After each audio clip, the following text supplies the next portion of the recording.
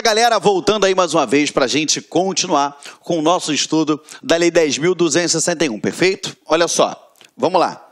Do procedimento disciplinar, disposições gerais. Vem aqui, artigo 268. A apuração das informações será feita mediante sindicância ou processo administrativo, assegurado contraditória ampla defesa, é óbvio, tá? Tanto na sindicância quanto no processo administrativo, contraditória ampla defesa, artigo 555 da Constituição Federal.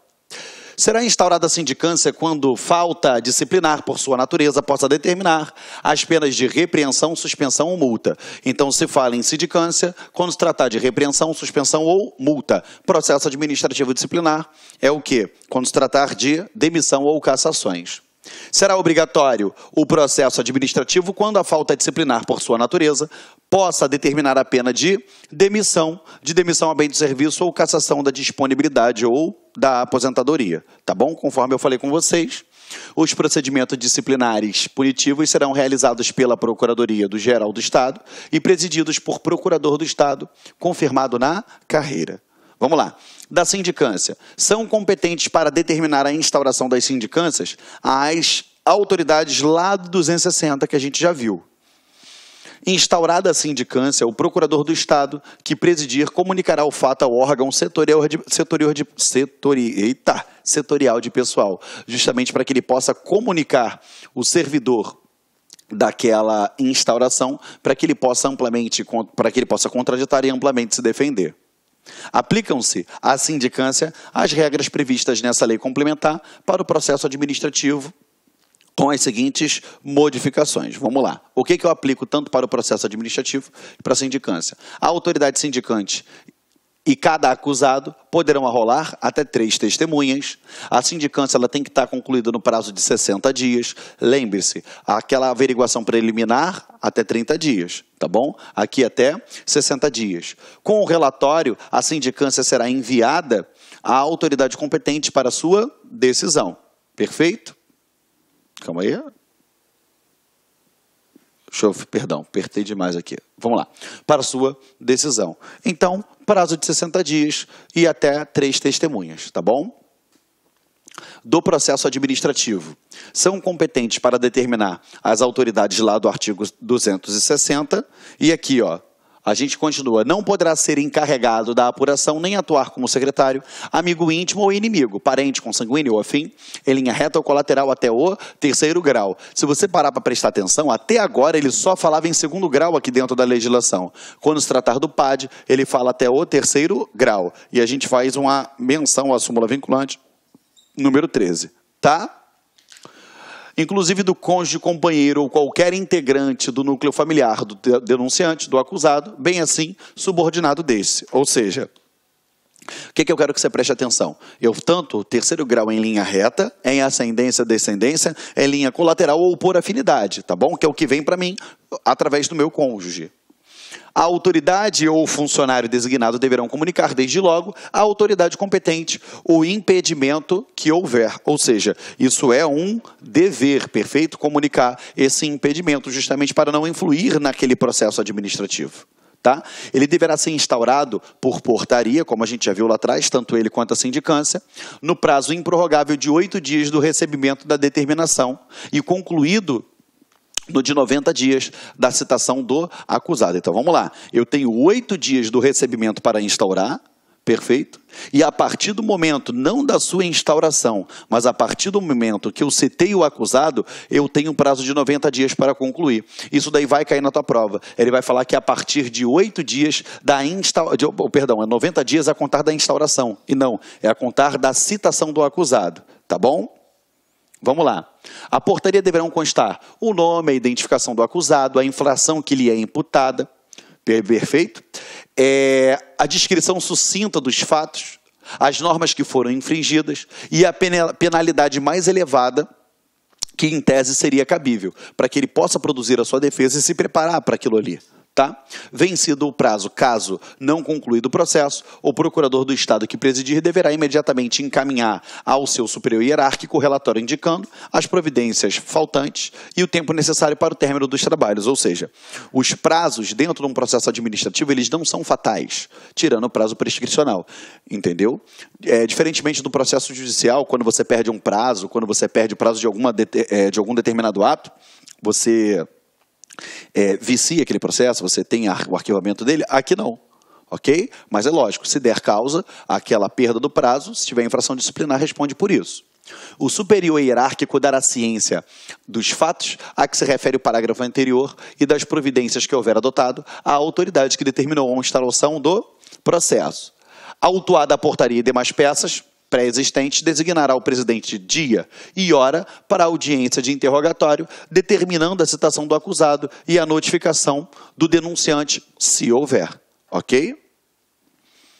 O mandado de citação deverá conter cópia da portaria, data, hora e local do interrogatório, que poderá ser acompanhado pelo advogado do acusado, lembrando que a defesa técnica ela não é obrigatória, só se ele quiser. Tá? Data, hora, local e oitiva do denunciante, se houver, que deverá acompanhar pelo seu advogado do acusado. Esclarecimento de que o acusado será defendido por advogado dativo, caso não constitua advogado próprio. Aqui, ó, informação de que o acusado poderá arrolar as testemunhas e requerer provas, lógico, até o máximo de, aqui, ó, pelo prazo de 3 dias, após a data designada para o seu interrogatório. A advertência de que o processo será extinto se o acusado pedir exoneração até o interrogatório quando se tratar exclusivamente de abandono de cargo ou função, bem como a inassiduidade. Lembrando a vocês, tá? Não é qualquer penalidade de demissão, é só a penalidade de demissão no que diz respeito ao abandono, mais de 30 dias, ou inassiduidade habitual, mais de 45 interpolados no prazo de 1 ano, conforme eu coloquei lá atrás para vocês, tá bom? Qualquer outra penalidade, ele só pode pedir exoneração se no final resultar que ele é inocente ou a penalidade seja de advertência ou suspensão, ou perdão, de repreensão ou suspensão, porque fora isso, ele vai ser demitido, tá? Porque quando ele pede exoneração, não consta nada na ficha dele. Agora, quando ele é demitido, vai ficar constando lá na ficha dele. A citação do acusado será feita pessoalmente, no mínimo 2 dias antes do interrogatório, por intermédio do respectivo superior hierárquico ou diretamente onde possa ser encontrado, tá? Se ele estiver lá, o superior dele vai fazer a citação. Caso contrário, aonde quer que ele seja encontrado. Não ser encontrado no seu local de trabalho ou no endereço constante do seu assentamento individual, furtando-se o acusado a citação ou ignorando-se seu paradeiro, a citação far-se-á por edital, publicado uma vez no Diário Oficial do Estado, no mínimo 10 dias antes do interrogatório. Então, vamos lá.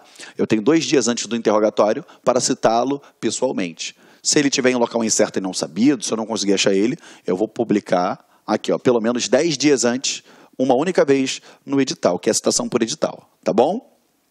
Vamos embora. Havendo denunciante, este deverá prestar declarações no interregno entre a data da citação fixada para o interrogatório do acusado sendo notificado para tal fim. Ou seja, ele vai ser interrogado, vai ser ouvido com relação à sua denúncia. A oitiva do denunciante deverá ser acompanhada pelo advogado do acusado, próprio ou dativo, ok? O acusado não assistirá à inquirição do denunciante, antes, porém, de ser interrogado. Poderá ter ciência das declarações que ele houver prestado. Ele não vai estar lá na hora que o denunciante vai estar prestando declarações, correto? Mas antes do seu interrogatório, ele pode pedir, ele tem direito a tomar ciência de tudo aquilo que foi falado ao seu respeito, tá? Pelo denunciante, tá bom? Não comparecendo o acusado, será por despacho decretada a sua revelia, prosseguindo-se nos demais termos do processo, tá? Ou seja, continua com o processo adiante. O acusado revel será nomeado advogado dativo. Pelo princípio do contraditório e da ampla defesa, lá no artigo 281, ainda que ele não tenha comparecido, que ele seja revel, né, o que vai acontecer? Vai ser nomeado um advogado dativo para produzir a defesa dele, para que ele possa amplamente se defender e contraditar.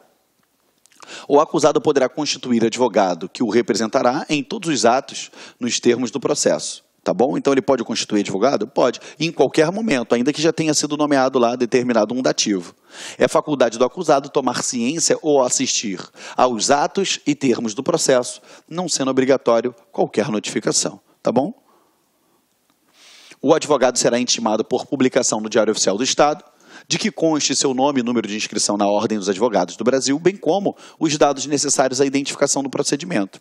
A gente sabe o seguinte, que a falta de defesa técnica ela não invalida um processo. Isso aí é primeiro ponto. Porém, quando a lei determinar que seja necessário um advogado, esse advogado vai ser necessário. Entendeu? A gente tem até entendimento simulado a respeito disso, tá? Não tendo o acusado recursos financeiros ou negando-se a constituir advogado, o presidente nomeará um advogado dativo. O advogado dativo é aquele que ele foi determinado para aquele caso ali em específico, beleza? Não houve acordo entre a pessoa que ele vai defender, o caso que ele vai defender, e ele. Ele simplesmente foi determinado. Olá, meus amigos, minhas amigas, sou o professor Luiz Antônio de Carvalho e com muita satisfação, muito orgulho, estou aqui para fazer um convite muito especial para você. Você que está estudando para o concurso da Polícia Militar do Estado de São Paulo, nós aqui da Lá Concurso, nós elaboramos um super curso para vocês, um curso que atende 100% do edital, ponto a ponto do edital, um curso super atualizado, super competitivo, por um custo super barato para vocês. É o famoso bom, bonito e barato. Este nosso curso custa apenas, preste atenção, é isso mesmo, 10 parcelas de R$ 25,00. 10 parcelas de R$ 25,00, você vai estudar em alto nível para o concurso da Polícia Militar do Estado de São Paulo. Bacana, meus amigos? Então espero vocês aqui na Lá Concursos. Esta aula que você assistiu foi uma aula demonstrativa. O restante dessa videoaula e muito mais está lá no nosso site da Lá Concursos. Vem comigo. Um forte abraço, fique com Deus. Tchau, tchau. Clique lá.